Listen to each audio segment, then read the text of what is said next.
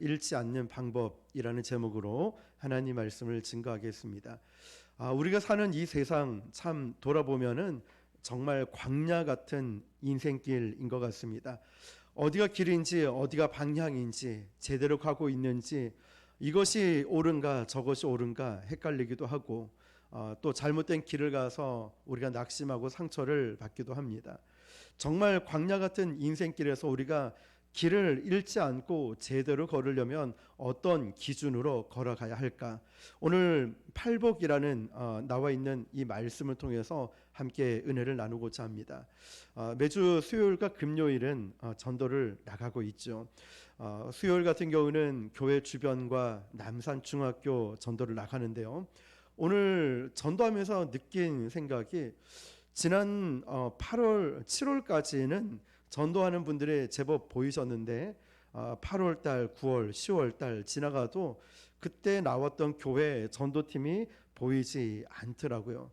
저희가 나와서 그럴까요? 날짜를 바꿔서 그럴까? 아니면 시간을 바꿨는지 보이지 않아서 마음이 좀 안타까운 마음이 들었습니다. 그렇게 전도를 하면서 어떤 가게에 들어갔는데 제 얼굴이 좋아 보였는지 살이 쪄서 좋다고 하는지는 모르겠지만 목사님 얼굴이 왜 이렇게 좋아요? 라고 말씀하시죠.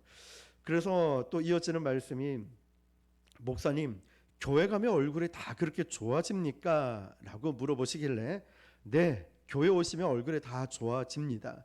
그런데 더 중요한 것은 교회 온다고 되는 것이 아니라 예수님을 믿게 되면 예수님으로부터 오는 마음의 평안이 있고 그 평안이 내 얼굴에서 그대로 나타나게 됩니다. 말씀드렸죠.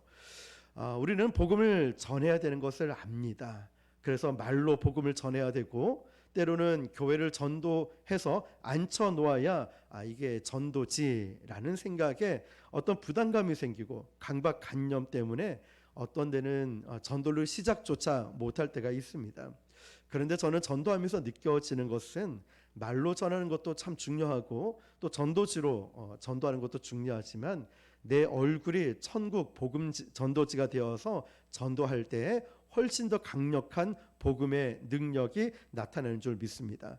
바로 주님은 저와 여러분을 그런 복의 통로로 사용하기를 원하십니다. 하나님께서 아브라함을 부르시고 또 이스라엘을 부르셨는데요. 그 부르심의 이유와 목적이 있습니다. 그것은 모든 민족, 모든 열방을 축복하기 위해서 하나님은 아브라함과 이스라엘을 축복의 통로로 세우셨습니다. 그런데 여러분, 앞서 제가 오늘 전도했던 것을 나누었던 것처럼 단지 아브라함과 이스라엘에게만 이것이 국한된 것이 아니라 오늘 여기에 있는 저와 여러분이 동일하게 축복의 통로가 되길 원하신다는 것입니다. 저의 연약함, 우리의 연약함이 있지만 그렇기 때문에 우리는 하나님을 더 의지하는 것입니다. 언제 내가 능력이 있어서 그 사람을 변화시켰느냐? 아니죠. 돈이 많고 또 언변이 좋아서 아닙니다. 하나님은 저와 여러분의 연약함을 누구보다도 더 잘 알고 계십니다. 그렇기 때문에 기도하라는 거죠. 기도할 때 하나님의 능력을 부어주시고 그 능력으로 사명을 감당하고 그 능력으로 복음을 전하게 된다는 것이죠. 자, 여러분, 하나님이 우리를 그리스도인으로 하나님의 자녀로 교회로 부르신 중요한 목적 가운데 하나가 뭐냐면 바로 저와 여러분이 축복의 통로가 되길 원하신다는 것입니다. 그러므로 우리가 축복의 통로가 되기 위해서 필요한 것이 뭐냐면 하나님께서 저와 여러분에게 주시고자 하는 그 복이 무엇인가를 분명하게 알아야 됩니다. 이걸 정확하게 알지 못하면 엉뚱한 것을 전달할 수 있기 때문에 그래요. 신앙생활도 바르게 알고 바르게 믿는 것 중요합니다. 지난주에도 말씀드렸듯이 속도가 중요한 게 아니라고 했죠. 방향이 중요하다고 말씀드렸듯이 하나님께서 우리를 통해서 일하시는 것은 A인데 우리는 자꾸 B 쪽으로 가는 거예요. 하나님은 이 길로 가길 원하시는데 우리는 편하고 넓고 좋은 길이라고 그 길만 선택하며 갑니다. 그러면서 나는 하나님 뜻에 순종했어. 내 역할은 다 했어. 라고 착각할 때가 있어요. 그래서 말씀도 정확하게 바르게 알아야 될 뿐더러 우리가 그래야 그 기준을 삼고 올바른 길로 갈 수 있다는 것이죠. 그러므로 우리가 해야 되는 것은 내가 주길 원하는 것을 주는 게 아닙니다. 복음을 전할 때든 성도들을 대할 때든 우리가 신앙 생활을 해 나갈 때 내가 주고 싶은 걸 주는 게 아니에요. 또 사람들이 받길 원한다 해서 그걸 주는 게 아닙니다. 그럼 뭘까요? 우리를 부르신 하나님께서 저와 여러분을 통해 주시기 원하는 것, 그것을 줘야 된다는 거예요. 내가 주고 싶은 게 아니고요, 저 사람이 받고 싶다고 해서 이걸 주는 게 아니라 하나님께서 나와 여러분 통해서 주시기 원하는 것, 그것을 줘야 한다는 것이죠. 이걸 분명히 알아야 되는 것입니다. 그럼 오늘 마태복음 5장이 중요한 이유가 여기 있습니다. 마태복음 5장은 우리가 잘 알고 있는, 지난번에도 다루었듯이 팔복에 대해서 언급되어 있습니다. 이 팔복은요, 하나님이 귀하게 여기시는 복이 무엇인지를 언급되고 있어요. 하나님이 존귀하게 여기고 하나님이 정말 귀하게 여기는 복이 무엇인지 기록되어 있는데요, 하나님이 주시길 원하시는 그 첫 번째 복은 3절부터 보면은 하나님 나라죠. 천국. 4절에는 위로입니다. 위로. 5절에는 땅을 기업으로 주길 원하시고 6절에는 배부름이에요.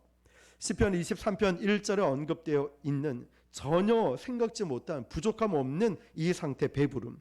그뿐만 아니라 7절부터 보면 긍휼히 여기는 자는 긍휼히 여김을 받는다는 최고의 복 중에 하나를 말씀하고 있고, 8절을 보면 마음이 청결한 자는 하나님을 볼 것이요, 9절에는 하나님의 아들이라 일컬음을 받을 것이요, 10절 보면 의를 위하여 박해를 받는 자는 천국이 그들의 것이라는 복을 우리에게 주길 원하십니다. 자, 이게 팔복이에요.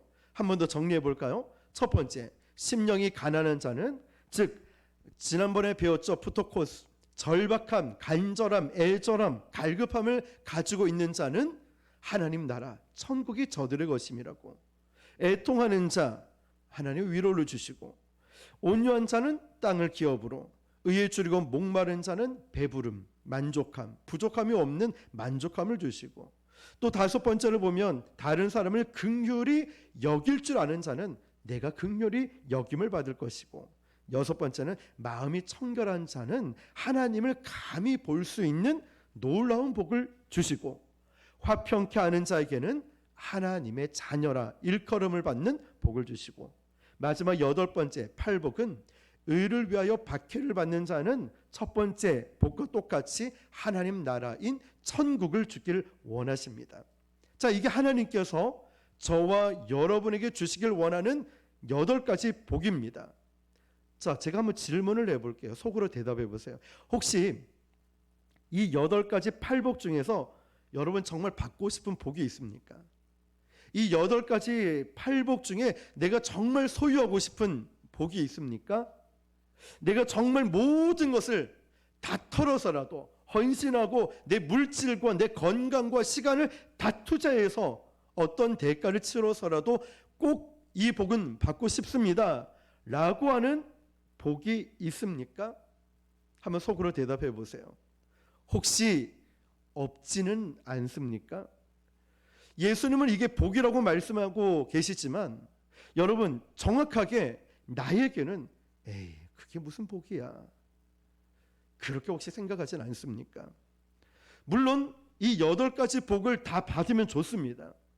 다 받으면 좋은데, 그런데 사람들 앞에서는 나 긍휼한 복을 받고 싶어요, 위로의 복을 받고 싶어요, 천국을 소유하고 싶어요 라고 믿음으로 고백은 하지만 솔직히 내 마음속에는 이 복이 없어도 괜찮고, 이 복을 주시면 좋고, 이 정도 수준의, 여러분 솔직히 그런 복을 기대하고 있지는 않습니까? 없어도 괜찮고 있으면 좋은 정도. 우리가 원하는 복은 뭘까요? 성경에서 기록하고 있는 이 팔복과는 너무 거리가 멀어요. 저도 한번 생각을 해봤거든요. 저는 사실 이 팔복보다, 물론 믿음의 고백은 다르겠죠, 그러나 한편으로 생각을 해봤어요. 하나님, 저는 사실 이 팔복보다 다른 복을 좀 주시면 안 되겠습니까? 이런 생각이 문득 들어요. 누구도 이 팔복을 귀하게 여기지 않는다는 거죠. 사람들이 대부분 원하는 복은 명사로 되어 있어요. 어떤 복일까요? 하나님, 저 최고 좋은 대학교, 저 최고 좋은 직장, 저는 이런 높은 자리에 앉혀주십시오.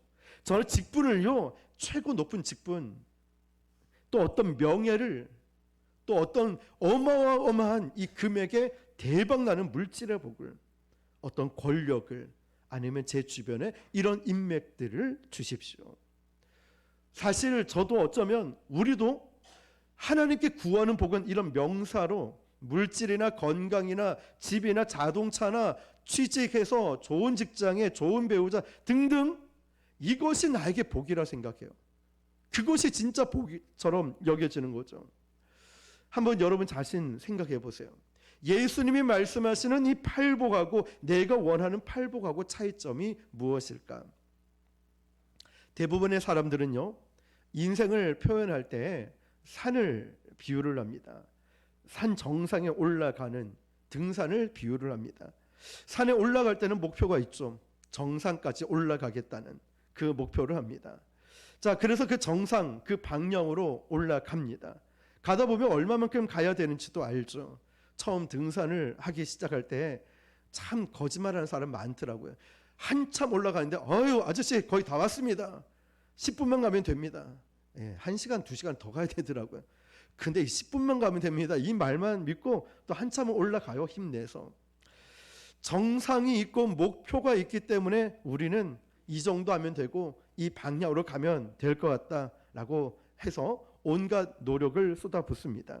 내가 동원할 수 있는 노력을 다하고 희생도 하고 또 희생하고 또 집중해서 모든 것을 쏟아부어서 그 목표를, 정상을 올라가려고 애씁니다. 자, 마침 정상에 올라갔을 때 그 경험하는 성취감, 높은 자존감에 우리는 희열을 느낍니다. 야, 드디어 정상에 왔다. 드디어 내 목표에 도달했다. 드디어 내가 원하는 것을 다 성취했다. 이거 무엇과도 비교할 수 없는 이런 기쁨을 느낀다는 거죠. 그런데 그 막상 정상에 도착해서 보면은 또 동시에 잃어버리는 게 있습니다. 무엇을 잃어버리냐면 그 순간, 목표에 도달하는 순간에 목표를 잃어버려요. 방향을 잃어버려요. 이제 난 뭘 위해 살아가지?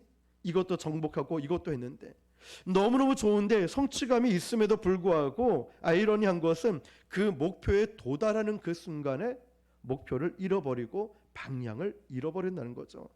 이제 어떻게 해야 될까? 어떻게 살아가야 될까? 이게 정상입니다.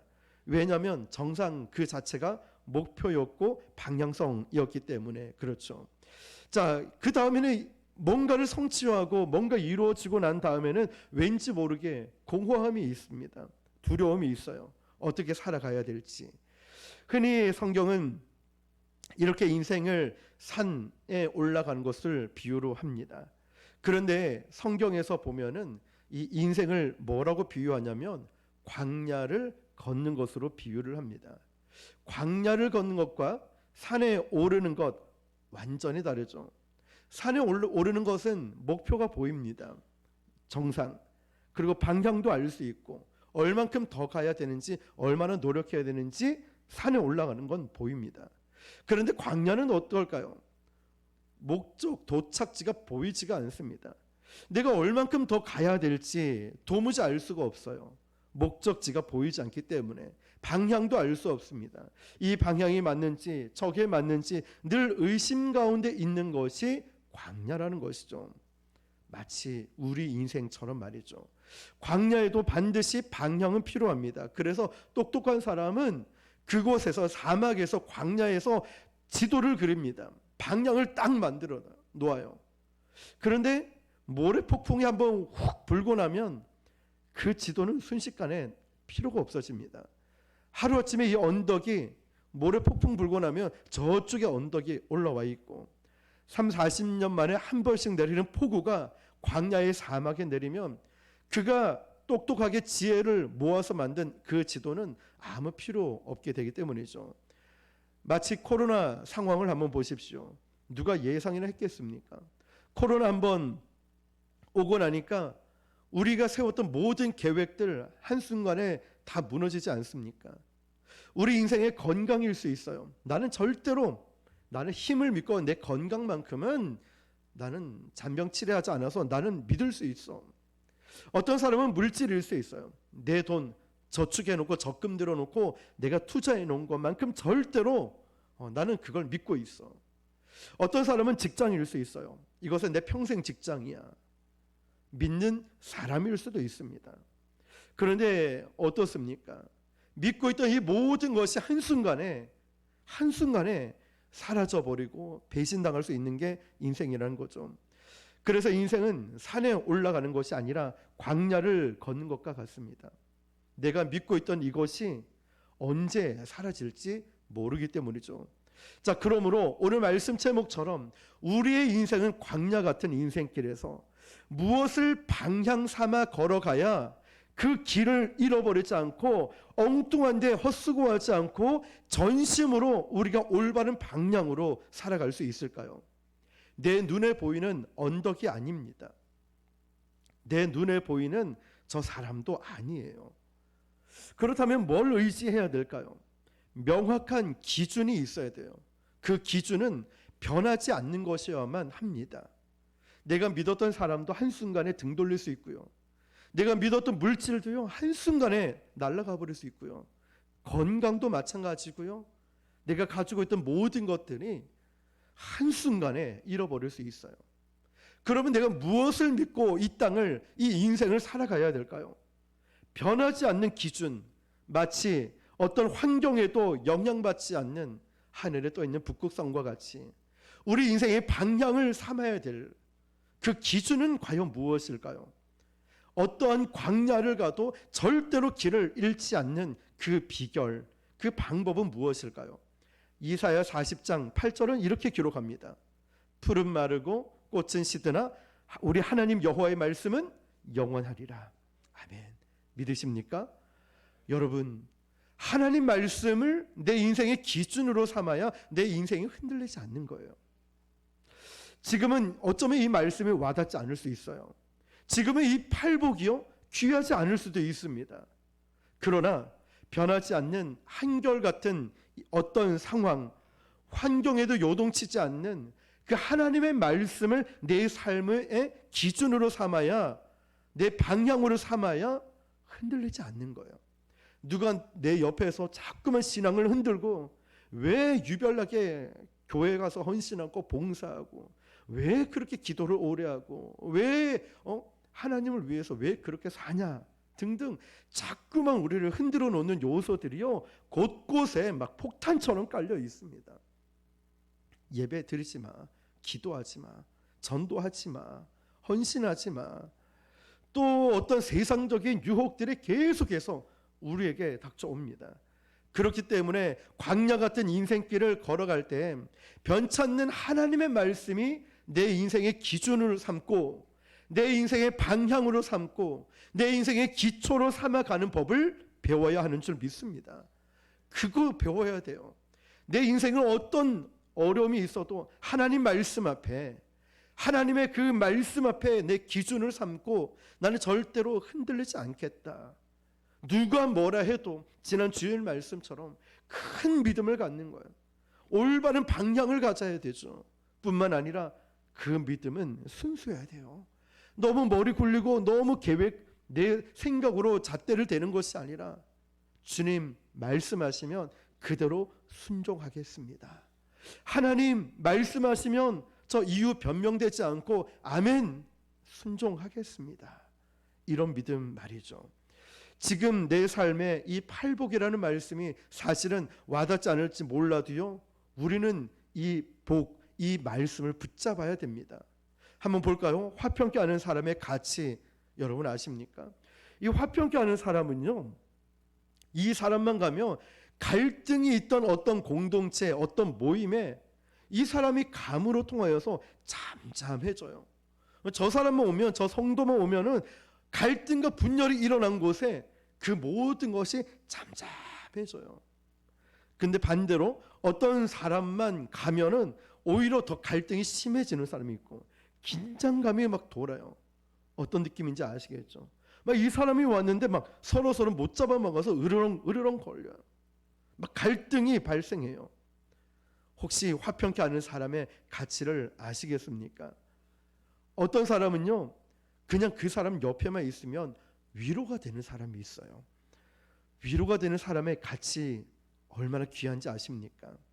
오늘 팔복에 나왔던 화평케 하는 자, 위로하는 자. 어떤 사람은 그 사람 옆에 있기만 해도요, 그냥 용납받고 어떤 말을 하지 않아도 내가 대단한 사람처럼 느껴져요. 내가 존경을 받고 내가 정말 존귀하고 나는 정말 사랑받는 사람이구나, 이게 느껴져요. 어떤 성도 아니면 어떤 목회자 옆에 그냥 식사 밥 한 끼 했을 뿐인데 위로가 되고요. 어떤 때는 그냥 말 한마디 기도할게요, 기도하고 있어요, 집사님 힘내세요, 그냥 말 한마디 했는데 마음의 답답함과 상처와 이 모든 게 다 씻겨 내려가는 그런 사람이 있어요. 저는 그런 분들이 참 부럽더라고요. 왜냐하면 제가 전도 세미나나 강의를 하면 이런 얘기를 합니다. 주로 어떤 얘기를 하냐면, 제가 힘들 때 어떤 사람 찾아가는지 아십니까? 큰 대형교회 목사님 찾아갈까요? 아니면 능력 있는 은사 있는 목사님 찾아갈까요? 아니면 돈 많고 많이 배운 목사님 찾아갈까요? 아니요. 저는 제가 힘들고 어려울 때 찾아가는 목사님은 따뜻한 목사님이셨어요. 제가 직접 경험했습니다. 대형 교회 목사님, 네, 연락해서 만날 수 있죠? 아니요. 실력 있고 큰 교회 아니면 능력 있고 은사 있는 목사님, 네, 참 귀하지요. 근데 생각이 안 나고 제가 진짜 힘들 때, 정말 괴로울 때는 따뜻한 목사님이 생각나서 제일 먼저 찾아가게 됐습니다. 아니나 다를까 그 목사님 만나면 마음이 편안해져요. 그런데 꼭 그 목사님이 아니더라도 저는 우리 교회 성도님들 만나면 때로는 연락을 받거나 연락을 제가 드리거나 어떤 데 교회에서 만나면 마음이 참 위로가 돼요. 그래서 저는 우리 교회가 너무 좋고 우리 교회 성도님들이 너무 좋아요. 하나님께서 그렇게 만나게 해주신 거겠죠. 너무너무 귀합니다, 여러분. 무슨 말이냐면, 무슨 말하지 않아도 제가 막 정말 대단한 사람처럼 만들어져요. 교만해지는 게 아니라 그냥 그분이 너무너무 잘 섬기는 거 있죠. 우리 성도님들처럼 말이에요. 그냥 그 사람과 그 성도와 같이 있으면 하나님 나라는 이런 거야, 이런 가치 여러분 아십니까? 성경에 기록된 그런 위로하는 긍휼히 여김 받는 이것이 얼마나 귀할까요? 그냥 그분은 곁에만 있어도 어떤 때 눈물이 확 쏟아지는 격려가 되는 사람, 하나님 나라를 맛보고 경험하게 되는, 갈등이 있는 곳에 여러분 누군가가 딱 갔더니 그 갈등을 다 해결해 주는 성도가 있어요. 그게 얼마나 그런 분들이 귀한지 아십니까? 지금은 우리가 원하는 복이 명사로 되어 있어서 물질 건강이나 취업이나 직장 문제 등등 인간관계가 될 수 있겠지만, 어쩌면 어떤 학교, 어떤 직분이 더 가치 있는 것처럼 느껴지겠지만, 왜 팔복을 이 무리가 아닌 제자들에게 주셨을까요? 다음 시간에도 우리가 이어서 나누겠지만, 이 화평케 하는 자의 가치가 얼마나 대단한지, 위로하는 사람의 가치가 이 땅을 살아가면서 얼마나 대단한지 이걸 알아야 되는 거예요. 그걸 알려고 말씀해 주시는 게 바로 팔복이라는 거죠. 얼마나 귀한지 알아야 된다 말씀하는 거죠. 사랑하는 성도 여러분, 그러므로 우리는 내가 원하는 복과 하나님이 말씀하시는 이 팔복은 비교적 또 다를 수 있겠지만, 더 중요한 것은 영원히 변하지 않는 하나님 말씀이 내 삶의 기준이 되어야 됩니다. 그래야 내 인생이 흔들리지 않고 나의 신앙이 기복신앙이 되지 않습니다. 어쩌면 지금은 와닿지 않을 수 있어요. 네, 저도 말씀을 준비하면서 제 자신에게 질문을 해봤거든요. 화평케 하는 자, 긍휼히 여김을 받는 자, 천국의 복을 받고 죽어서 천국 갈 거 아니냐, 여러 질문과 대답을 혼자 해봤습니다. 그런데 역시나 참 저도 부족한 게 똑같았어요. 저도 이랬으면 좋겠고 저랬으면 좋겠고 세상적인 복이 너무나 많은 거예요. 그런데 말씀을 준비하고 묵상하고 또 생각하고 또 생각하면, 그래, 내가 이런 위로를 받았지, 맞아 내가 이런 긍휼히 여김을 받았구나, 맞아, 맞아. 이런 게 얼마나 귀한가. 이게 가슴으로 막 느껴지더라고요. 영원히 변하지 않는 이런 어떠한 상황과 환경 속에도 요동치지 않는 하나님 말씀만이 제가 어렸을 때부터 지금까지 저를 이끌고 지켜줬던 것은 어떤 사람도 아닌 하나님 말씀이었어요. 저는 군대 갈 때 막 힘들고 어렵고 할까봐 어머니가 그 코팅해 주신 이사여서 말씀, 이 말씀을 붙들고 하루를 버텼고, 힘들고 어려울 때마다 카톡 공지를 딱 해놔가지고 이 말씀 보면서 계속 붙들면서 어려움을 이겨내려 했던 것. 교회를 개척하고 나서 정말 어려움이 왔을 때 마가복음 1장 38절 말씀, 이거 하나 붙들고 부곡동에 있을 때 견디고 또 견뎠던 것 보니까, 사람들은 내가 힘들 때 없고 또 여러 환경들 때문에 요동치지만 나를 꽉 붙잡아 주는 건 하나님 말씀밖에 없었습니다. 이 말씀을 내가 붙들어야 누가 주변에서 뭐라고 하든 비아냥거리든 공격을 해와도 딱 중심을 붙잡고 내 신앙을 지킬 수 있고요. 뿐만 아니라 또 다른 영혼을 세우고 살릴 수 있더라고요. 지금은 이런 방향과 이 기준이 필요할 때입니다. 나의 신앙의 기준, 내 신앙의 방향은 무엇입니까? 아직도 그 사람 없으면 예배를 못 드립니까? 그분 없으면 기도 못 합니까? 아니죠. 신앙은 홀로서기를 할 줄 알아야 되죠. 뿐만 아니라 내 신앙은 내가 지켜야 됩니다. 그러므로 내 신앙의 성장과 내 신앙의 업그레이드 되기 위해서 경험해야 된 믿음의 갈등들을 우리는 이 말씀을 붙들고 잠깐이라도 말씀을 통해 기도함을 통하여 삶으로 살아내는 게 진짜 내 것이죠. 말씀을 알고 지식으로는 딱 거기까지예요. 그런데 한 가지라도, 한 부분이라도 삶으로 살아내는 구체적인 이 결단이 내 믿음을 성장하고 성숙시켜 준다는 것입니다. 여러분, 오늘 이 말씀의 포인트는 이것입니다. 정말 내가 받고 싶은 복이 있지만 주님께서 이 팔복을 주신다는 건 방향성과 기준을 명확하게 있어야 광야 같은 인생에 흔들리지 않고 좌절하지 않고 넘어지지 않고 세상의 유혹과 어떤 어려움도 말씀을 붙들고 있다면 우리는 넘어지지 않고 쓰러지지 않고 주님 가신 그 십자가의 길을 걷게 될 줄 믿습니다. 저도 여러분도 그런 명확한 기준과 방향을 가지고 주님 가신 그 길을 함께 걸어갈 수 있기를 주님의 이름으로 축원합니다. 기도하겠습니다. 오늘 주신 말씀을 붙들고 하나님, 제 안에 정말 이런 올바른 기준 또 방향을